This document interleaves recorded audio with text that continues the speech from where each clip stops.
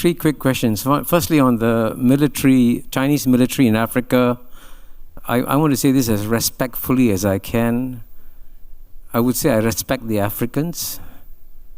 If the Africans decide for their own security, they want to have closer military ties with the United States, that's a good choice, a defendable choice. If they want to have good ties with China, let them choose. So please allow the Africans to decide for themselves. I can tell you in private, many Africans complain to me about the condescension they get when they make their own decisions. So I think it's very, very important to take the view that Africans can judge for themselves what is good for them. Now, on the question of Xi Jinping, I actually believe that I think what you express is the conventional view of the Anglo-Saxon media. The first point I'm going to make is that the conventional view of the Anglo-Saxon media on Xi Jinping is not shared by most countries in the world. And I can tell you this, that many of the world leaders who have dealt with President Xi face to face, deal with him, discuss issues, find him a sober and reasonable interlocutor. And the one point on which I would say where I have the maximum amount of disagreement with Orville is that Orville portrays a man whose dream is to revive Marxism, Leninism, to revive communism.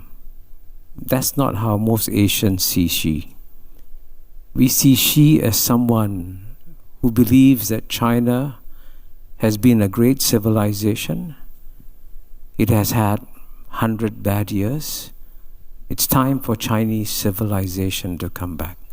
So if he has a dream, the dream has nothing to do with communism, Marxism, Leninism. Even though it is China is run by the Chinese Communist Party, it is an instrument. The Chinese Communist Party is an instrument that is being used to revive what Xi Jinping believes to be a great civilization. So that's his end goal. But I think the most important question was the last question, and I completely agree with you that our planet is endangered in many different ways, and you spell them out. And frankly, that's why in my book, The Great Convergence, I say that the world has changed fundamentally.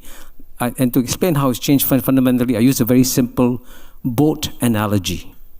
And I hope you'll reflect on this boat analogy.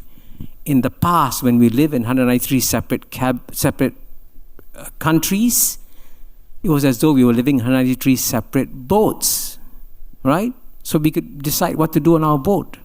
So if one boat got COVID, the other boats wouldn't get it. They're in different boats. But the world has shrunk, and I really mean that literally. We no longer live in 193 separate boats.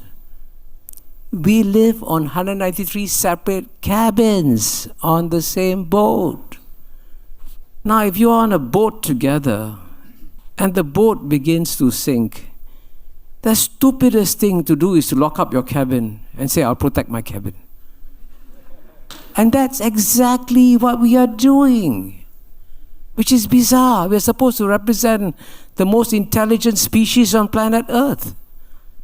But we're doing something completely stupid in response to these great planetary challenges.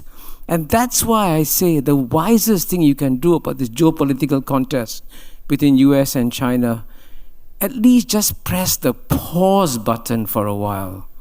Look at what's happening in the world. Focus on the real global challenges.